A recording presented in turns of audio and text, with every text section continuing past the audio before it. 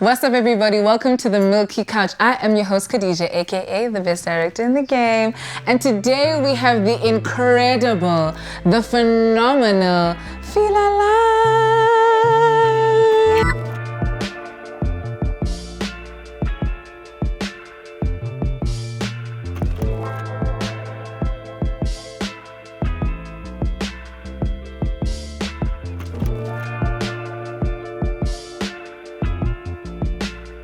Lovely to have you. We're very, very excited. Thank you for having me. How do you feel about today? I feel good. I'm happy April's over. Okay, can you give us one reason why? What the hell was that?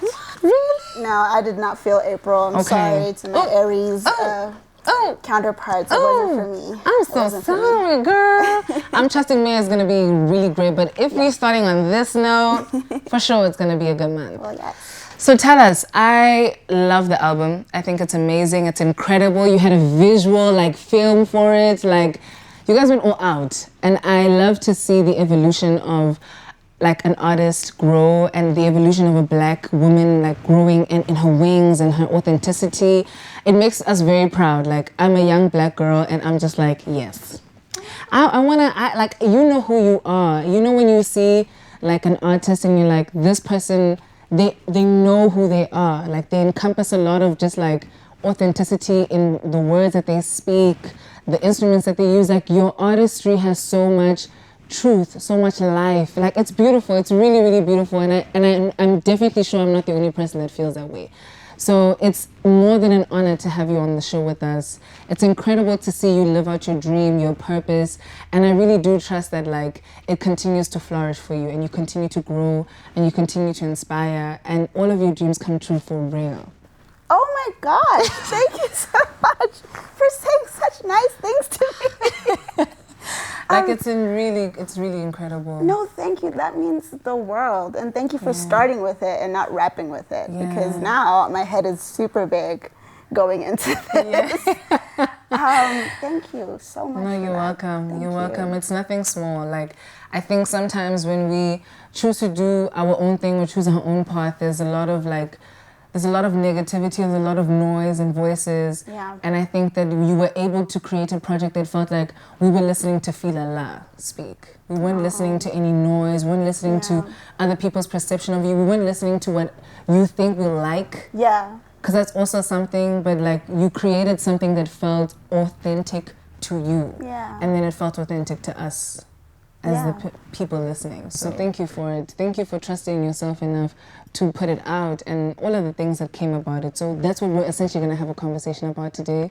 But I wanted to start with who Filah Lah is right now. I don't want to ask of who you are because I feel like you get those intros a lot. Yeah. But how would you describe where Filah Lah is right now? I think Filah is in a constant state of figuring it out. When I think back to philosophy version of me and how very unpolished and very unrealized that was, and in comparison to now, but even now, even though there's such vast differences between those two versions of me, I still, even as this version of me, feel I still have such a ways to go and to learn and to be. So that's where I'm at. I'm just in a state of trying to figure out what's really next for me and trying to stay true to what's true. Yeah. You know? Yeah. I feel like you spoke about there's a lot of you that you still need to explore, etc. Yeah. I feel like the way I look at it is that we are the universe experiencing itself. Right. So the universe, we're endless. Exactly. So the next version of yourself shouldn't be anything that you're nervous about. It should be something that you're excited about. Yeah. Because look at who you are right now and how beautiful that looks. It's well, let's see what's gonna happen next, because it's exciting. That's true. That's true. You know what I mean? Yeah. I think it's beautiful, very beautiful way to describe it. If you could describe it in a word, what would you say it is? I would say it is evolving. Okay. It's evolving. Yeah. It's an evolution, and it feels so big, and maybe that's why it's a little scary. Because sometimes you know you're destined for insane things, and that can scare you every now and then. So I think that's where sometimes my apprehension comes from, but then there's this feeling of no, there's an evolution that's looming, and it's bigger than I can even imagine right now. I think that's beautiful. Yeah. Beautiful. Where would you say the inspiration behind the on-air album cover came from? My art usually reflects where I am, like personally. I was in a very nostalgic place because we had found VHS tapes of my family, and so like seeing people who aren't alive anymore, seeing myself as a baby, and trying to wrap my head around that and perceive that, and then just longing for the days of playing San Andreas with my cousins, saying on PS2 or something. I'm old.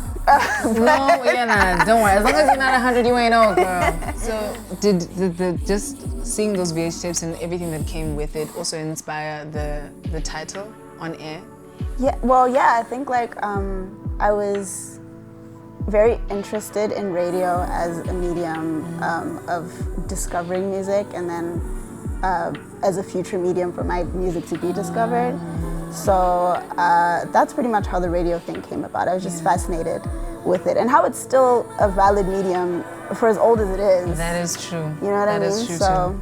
I liked the idea of the album being something as everlasting as that. That's beautiful. And like when you look back at like some of the VH tapes that you saw, did you feel like you were bound to be in music in some way or another, even growing up? Yeah, like I didn't expect to see those things in me that early, because I always assumed that like I was 9 writing songs and that's when it kind of, but even when I was a toddler it was a little bit like, oh, she likes like performing in front of her family and making her siblings laugh, so. What did it feel like seeing your younger self? It's so trippy, and I was so scraggly. God, I thought you were something positive. No. My pondo, I'm serious. And like not even like neat, you know what I'm saying? Like not even, no, just ridiculous. You were just yourself. Yeah. Like you were just a child doing childlike things. No, but I was rough. It was rough. And would you consider your music more mood-driven or more message-driven in this album? Oh, it's definitely both, because I am moody, but I also love a good lesson. So it's definitely both, yeah. What would you say you're learning right now? Right now, I am learning that you literally cannot always get what you want. True. And also, even though like life is valuable and beautiful, like don't attach too much meaning to some things. Like some things are just what they are. And it's not an attack on you. It's not an, you know what I mean? Like don't internalize too much, because I do that. Everything is assigned to me. Like, and it'll make you lose your mind. Yeah, I get that. Yeah. What's your star sign? I'm a Leo. Really? Yeah. Okay. Wait, what's yours? I'm a Pisces. Pisces are very like short of themselves. Y'all are. Y'all are very fiery. We're very, and I mean, I don't see myself as a fiery person. Okay. But I might be. I think like it's moments when, like you can't control it, right? Yeah. So I think I'm such a controlled person, but I think in other moments it's like, oh. Okay. Okay. Do you feel like you see it show up in your music? Yeah. Yeah. For sure. Like Call Me As a Leo song. Yeah. It's like how Oh yeah. How dare you? Actually, you know what? How dare you? Let's actually talk about this visual album. I don't even know where to start. First of all, I don't see it on YouTube anymore. Okay, so we are discussing what to do with the film. Okay. We're discussing where we want it to live, because we want where it lives to be its forever home. Okay. So we're discussing whether that's a streaming site, or if that's YouTube, or if that's Vimeo, or if it's like we do screenings of it at a theater every now and then. We're still like figuring that out. Because it's so precious. It is. And there was a point where it was on YouTube where I felt like, oh my gosh, it's gonna die up here. Yeah. And maybe I could have been a bit more patient. Yeah. Maybe that was my inner saboteur, I don't know. But we're figuring it out, because it's timeless, it's still very valid, and we'll see. We'll see where it ends up. I love it. I have so many questions about it, but I think I'll start with what inspired the idea, and how was the experience of like just creating that, Oh, it was incredible. Oh my God, it was incredible. Yeah, Thank you so much. About it.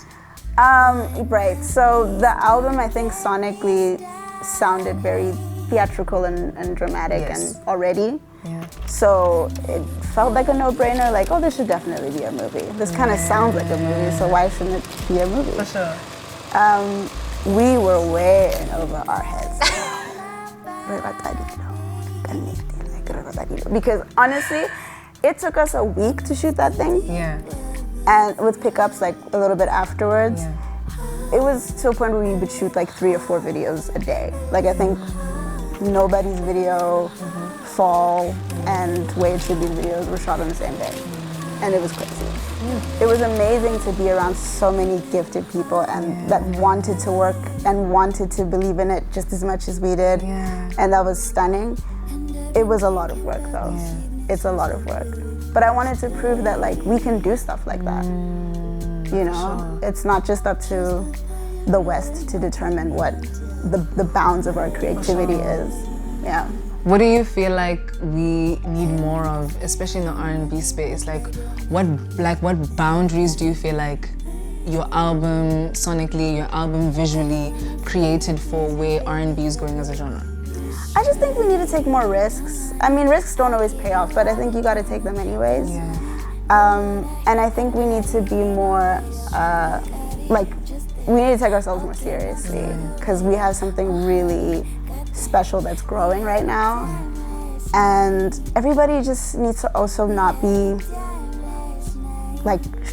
shrouded by comparison, you know, because it is such a small space and I think there is a lot of that, but we're so much stronger as a unit and there's a lot of love there and so much talent and I just want us to take over the world. I don't know. I just see such great things for everyone. For sure. Yeah. I think there's a lot of, I do definitely agree with you and I want to see it grow. I want to see like R&B artists take more risks and like do things that like they wouldn't normally do, you know, or they wouldn't normally see being done. Exactly. You know what I mean? So it's very beautiful to see you doing that because I think you're one of the first R&B artists that I've seen create a visual album of their entire album. I think it's beautiful and we need more of it. Yeah. Please do that for the next one. And the next one after that. And the next one after that. Ish. I mean, on Beyonce's budget, maybe. She could do a visual album every album and she's mother. I need some space. So talk to me about the creative spark or the emotional source behind On Air as an album and the making of it. Definitely my family, nostalgia, my relationship with media. I say this all the time. Anytime On Air comes up, I'm saying the Cheetah Girls. Oh. Raven's character, Galleria.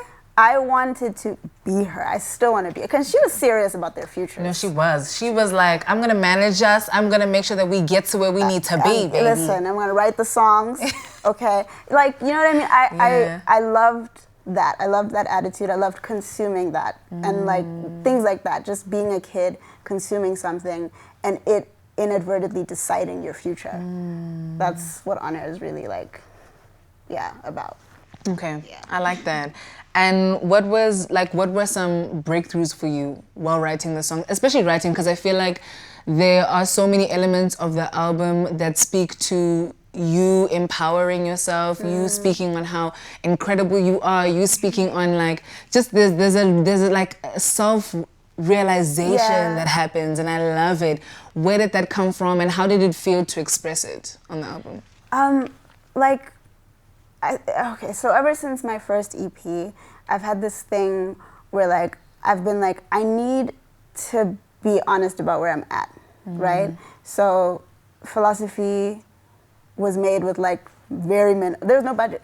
It was nothing. Okay. It was my mom's blazer, black lip liner, and a dream. Okay, that's what that cover was. It wasn't a studio. You know, studio shoots are so in right now, especially for the R&B girlies, and like it's great to develop to that point, but I wasn't there. Yeah. So my will to like create something really cool superseded my fear of how I'd be perceived for it, and that's carried me throughout all the projects. This thing of like, well, I may not be there yet, but this is what I am. Yeah. And and you know, take it or leave it. Take me as I am, yeah. And that's what that is. That's beautiful. I have two things to say. Number one, when I first heard This Is, just speaking off of your first EP, I actually thought it was a soundtrack to a movie. Oh. That's literally what it sounds like. And I think to be. it does.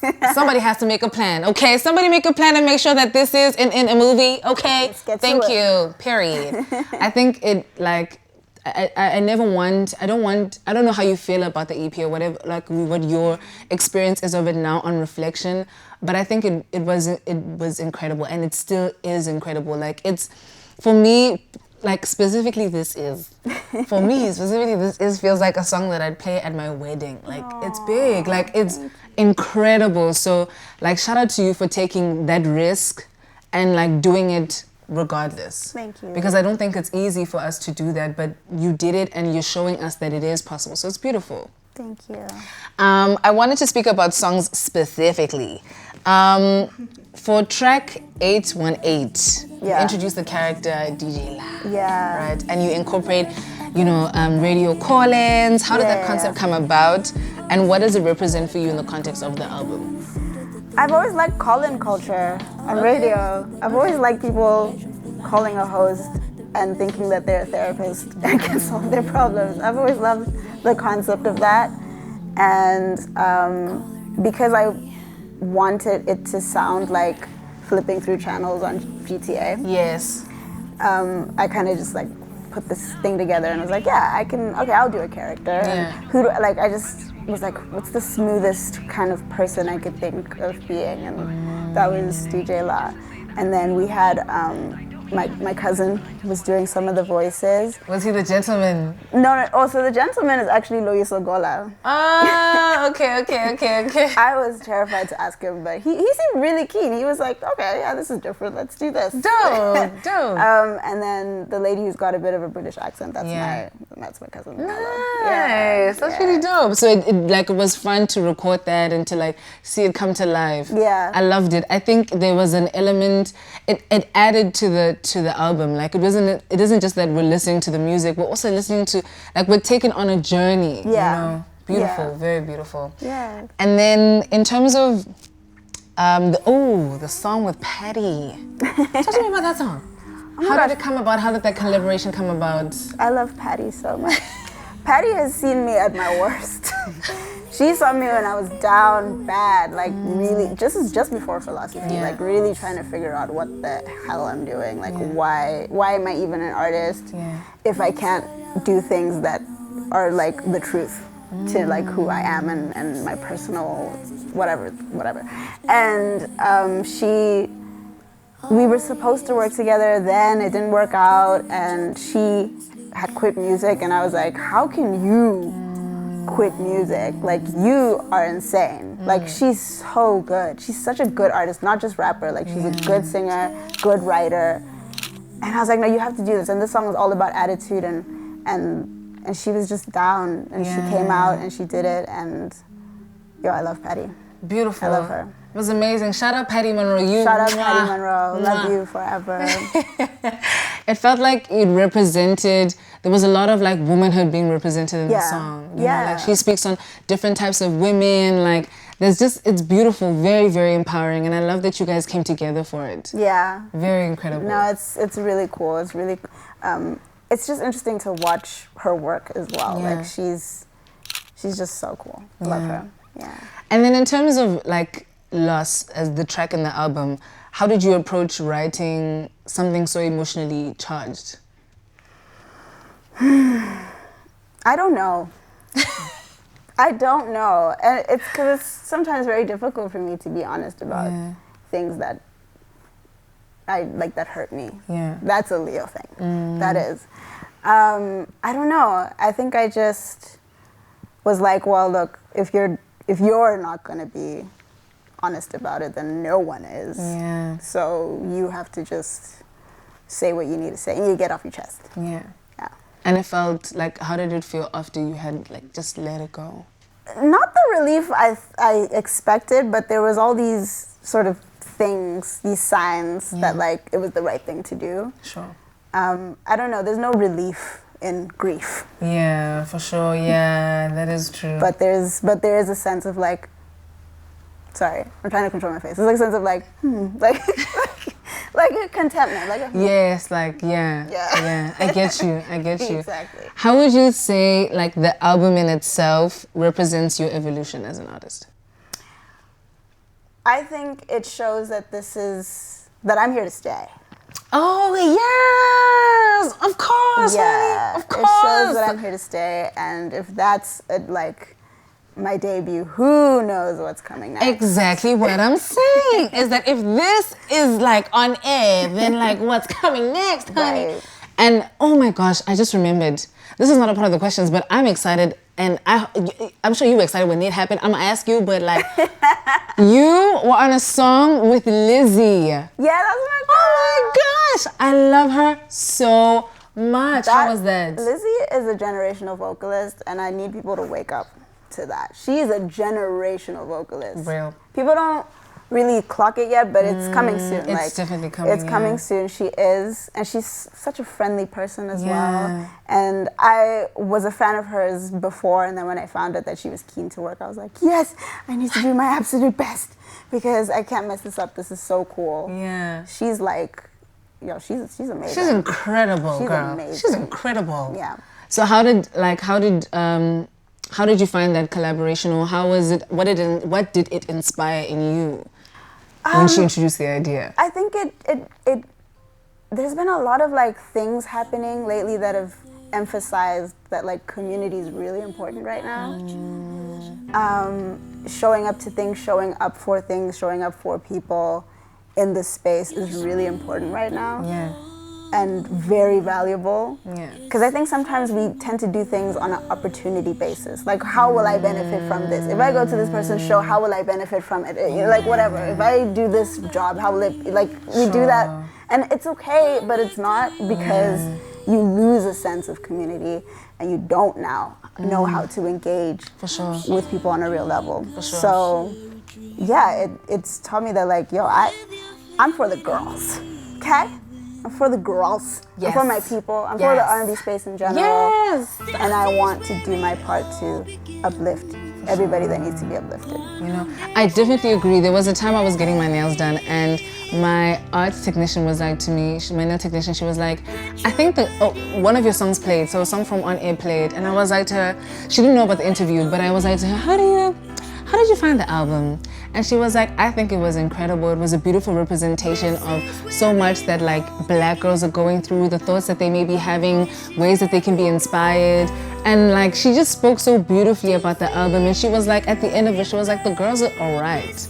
Like the girls are all right for real. You know, you have Filah Lah, you have Leah Butler, you have all of these incredible R&B artists, and like, the girls are all right. The girls are all right. The girls are all right. Yeah, no, for real. Like, I think we're gonna be okay. And we all really get along as well, so that helps. That does help. I think there's a recognition of like what's at stake here. For sure. So it's too precious to be doing the catty but. Yeah, no, we don't need that. We don't need that. We don't do that. Where would you want to perform in the world that you haven't yet performed? Okay, big stages, Madison Square, Coachella, you know, what is that festival, Luxembourg, all of the things. Afropunk. Woodstock, whatever. All of them. All the things. Okay. And then I also really want to create my own stages. Like, I really want to create my own platforms as well, and create opportunities for other artists as well, because I think a lot of people have trouble with knowing where to start, and a lot of people get booked off of hype, and not everybody has hype, but people are good. Yeah, that's true. You know, so yeah, I don't know. There's a whole lot of things. I hear you. And all the Rose Fest. I'm sorry, all the things. I'm just like, my brain is now ADHD, but yeah, it's okay. Yeah. Who are you listening to right now that you enjoy? I am listening to Lizzie, I'm listening to Leah, I'm listening to Kez's new project. Kez is crazy. Yes. She's crazy for that. Come on! That was too good. Like, You are crazy. we need Kez on the show, ladies and gentlemen, too. No, she's amazing. Like that, yeah. So I'm listening to the girls.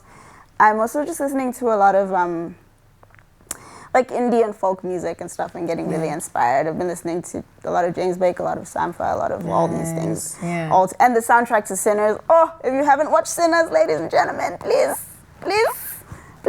I also kind of feel like, what are we expecting from Ryan if, like, he gave us Black Panther 1, he gave us Black Panther 2. Like, I mean, of course it's going to be great. Exactly. But yeah, would you ever want a song of yours to be a soundtrack to a movie? And if so, which song? Yes, and probably probably Vaughn's song. But then I think there's a song that I haven't made yet that I've been conceptualizing that I'm like, oh, please put this in some A24, like something. And it will happen. Yeah. It will happen. Thank you. Definitely will happen. Last question about the album. Now, On Air is out. Right. It's out. It's released into the world. You know what I mean? For at least a year now. Oh. How do you feel actually about that? Because that's huge. It feels weird. I didn't think that much time was going to pass that quickly. But yeah, it feels good. It feels good that all this hard work that we had been sitting on for so long finally gets to... It's like an exhale. Yeah, for sure. How long had you guys been sitting on the project before it came out? At least a year. Okay. That's not bad though. That's not bad, but there were songs that were older than like when we started the process that like had to become fully realized and you know. For sure. Yeah, it was gruesome though. It was. I can imagine. Yeah. Albums are not like EPs at all. EPs are a little bit more of a you don't think about it too much. For sure. But albums are like they're always a statement. Yeah. So yeah. Okay, I hear you. So before we get into the game, I'm so bad at games. It's okay. I think you'll be good. Okay. Okay. I hope you're good with time, but we'll figure it out. Okay. We'll figure it out. What ways do you hope that On Air as an album empowers young Black girls who listen to it? I just hope that it empowers them to be okay with themselves where they're at, whether it's polished or whether it's vulnerable or whether it's, you know, I think there's so much pressure to be everything right now, especially when you're starting out. Like, you have to be the full package. You have to be developed. Yeah, right now. Right now. And that's crazy. That's crazy because obviously only time and experience and opportunity can create that kind of development. So just be, you know, happy with yourself, with your image. Enjoy it. Enjoy it. Try to enjoy it because you're gonna really, really kick yourself when you think about how much time you spent stressing about things that eventually worked out. Y'all heard that? Little Black girl, you hear that? Because that's to you. That's to you, baby girl. No, that's lovely. Okay, let's get into the game. So the game is called Song Association, Filah style. Okay. Now I'm going to give you I'm gonna give you words and then you just have 10 seconds. I'm gonna put a timer on right now. Okay. And you have 10 seconds to sing us a song with that word. Based on the word, okay. For sure. Are you ready? Yeah. The first word is air. Tell me how I'm supposed to breathe with no air. Can't live, can't breathe with no air. That's how I feel whenever you ain't there. There's no air, no air. Yay! Nice. Okay, then the next word is sky. Oh, if the sky falls and it crumbles, we will stand tall. Face it all together at sky fall. Oh, yes. I'm getting lovely. Over a cold, by the way. Also, I think you're doing a great job at this game. Third word is home. I hope to meet you back at home, dear. I can't believe it's been so long, dear. The seasons change and we're full grown, dear. I'm sorry, what code were you talking about? Cause I don't hear it at all. The next word is hot. Oh no, wait, there's so many. Oh my gosh, wait, no, don't do this. I'm gonna fail because I'm thinking about 7 different songs. I'm sorry. I'm sorry. I thought about too many songs. It's okay. Ooh. Okay. Okay. Grow. Grow? Lizzie has a song.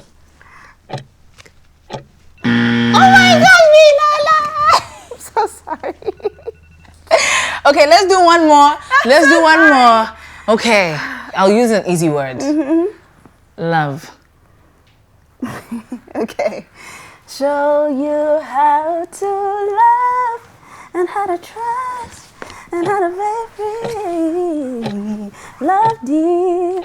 Oh yes, baby. Yes, I wish I could sing too. Oh wow, lovely. Thank you so much, Filah Lah, for coming through. It's been incredible having you. We hope you enjoyed the Milky Couch. I really did. Thank you for having me. You were super beautiful, and thank you for not asking me dumb questions because the state of journalism in this country right now and the questions the artists are being asked. Absolutely.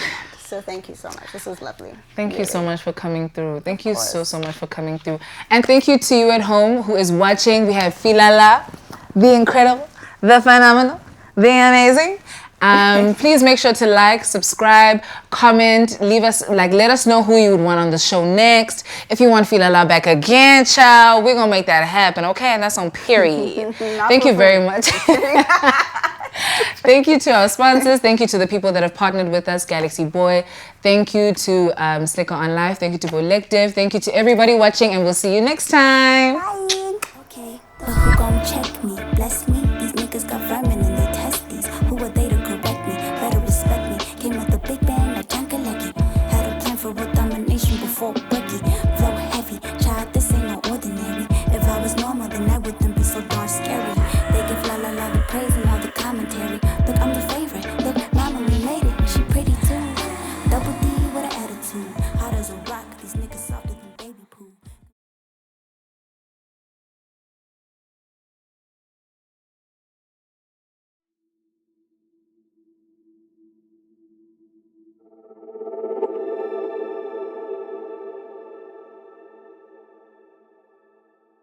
Broadcast live